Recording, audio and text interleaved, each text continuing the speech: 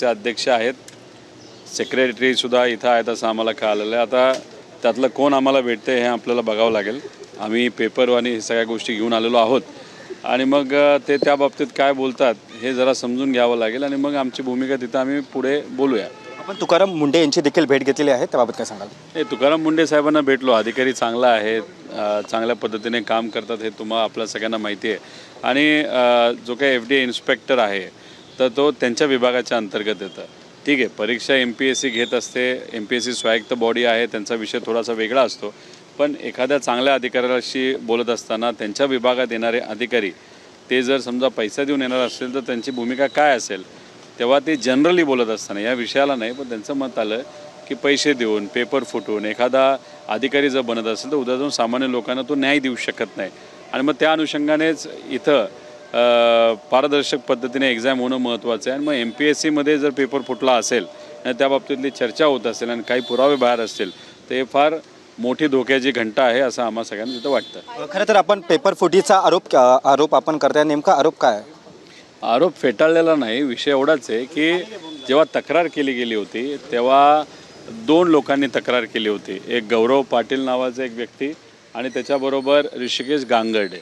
ऋषिकेश गांगर्डेला तुम्ही बघितलं असेल, काही वेळापूर्वी व्हिडिओ टाकलेला आहे आणि तो म्हणतोय की ह्याच्यात नक्कीच काहीतरी चुकीचं झालेलं आहे, मी माझी तक्रार मागे घेणार नाही. तो जो कोणी गौरव पाटील आहे त्याच्यावर एक दबाव होता. गौरव पाटलाचे वडील हे गांगर्डेंना भेटले होते आज सकाळी आणि सांगितले की त्यांच्यावर कोणते दबाव आणते म्हणून त्या गौरव पाटलाला माघार घ्यावी लागते. विषय एवढाच आहे की गौरव पाटलांनी माघार घेतली असेल तर गांगर्डे आहेत. आणि महत्त्वाचा विषय काय, आता पुरावे आमच्या हाती लागलेले आहेत, त्यामुळे ते पुरावे आम्ही आयोगाला देऊन त्याच्यावर आयोग काय म्हणते आपल्याला बघावं लागेल. नाही, ते माहिती लपवू शकणार नाहीत, त्यांना कारवाई करावीच लागेल.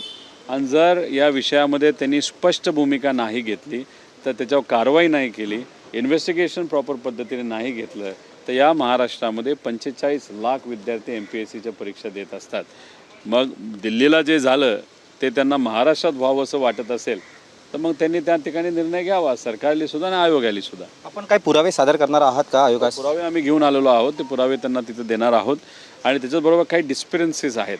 डिस्पेरन्सीज कशा आहेत की या 505 लोकांची यादी जाहीर झाली, आणि पण बाकीच्यांचे मार्क्स का तुम्ही दिले नाहीत अजूनपर्यंत?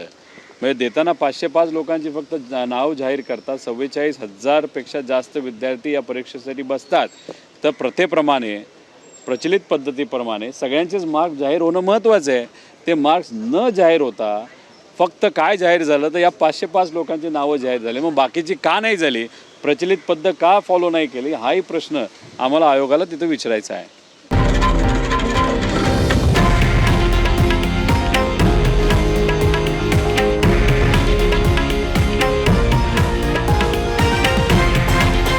हे आहे देशातील नंबर 1 न्यूज नेटवर्क आणि आपण पाहत आहात TV9 मराठी, एकमेव.